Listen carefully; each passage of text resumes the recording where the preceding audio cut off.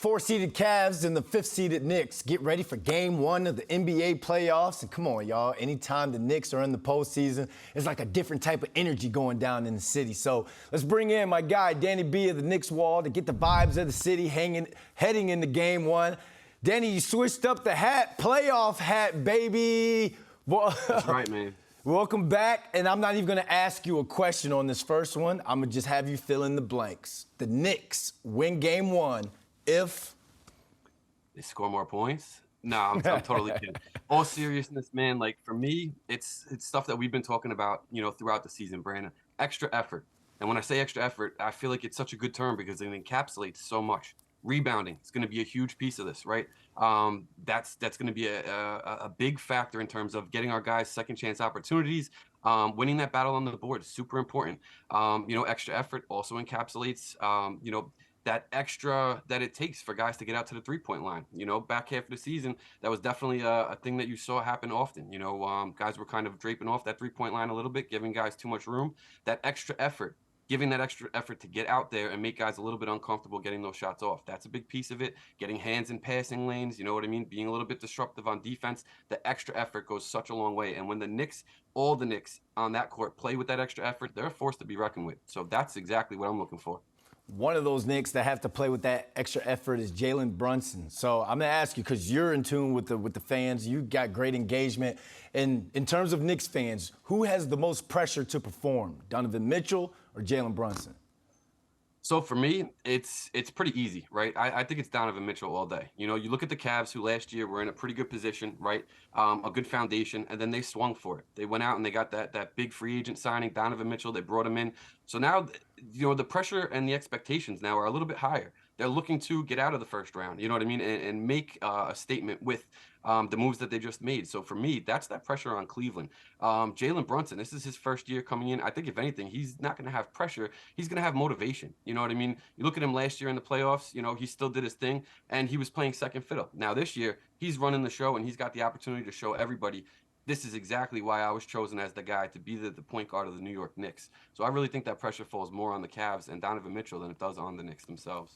All right, we go from one P word to the next. Performance. Who needs to step up and play above their pay grade to fill in for Julius Randle, and why? Man, see, this is the beauty of this team, right? You got guys like IQ who stepped up so big all season long. Like the first thing I think of with IQ stepping up, Boston game in Boston, no Jalen Brunson, IQ steps in, no problem, leads us to a victory on the road there. He's been great. Quentin Grimes in the last month or so, playing and shooting with so much more confidence. Guys like that definitely are going to be a big piece to it. Brunson, is obviously going to get his regardless, but I think that he's got a great supporting cast. Guys like RJ are going to absolutely feed off that. He's going to continue to drive it inside and create openings there. And JB's been great and working off of the double teams, you know what I mean? Drawing it and finding guys. And the reason that that's been a little bit easier for him is because these guys are cutting. The off-ball movement in the last couple of months has been so key. You point to guys like Isaiah Hartenstein, cutting constantly. That's going to be such a big piece to it too. So for me, it's everybody. You know what I mean? Everybody has to step up. That's what I'm looking at. But specifically, I think IQ is going to step up into that next man up role. In terms of what we're looking for.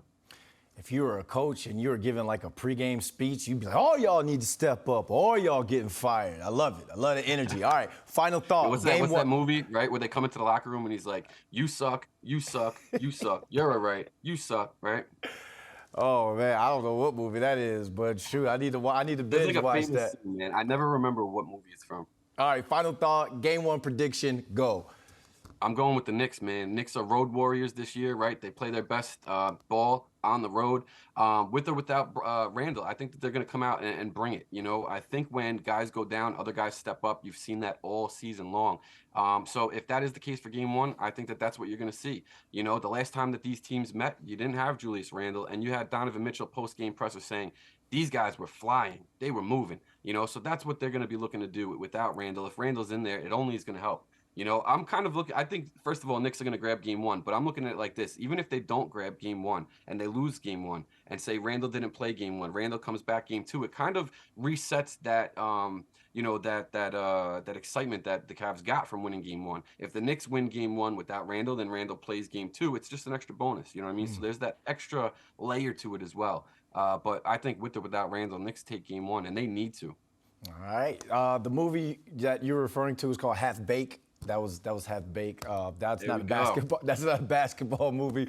But Danny B, thanks Or for an endorsement. We're not endorsing or an anything here on the show. endorsement. Not at all. Thanks for joining us, my man. Always, Brandon. My pleasure.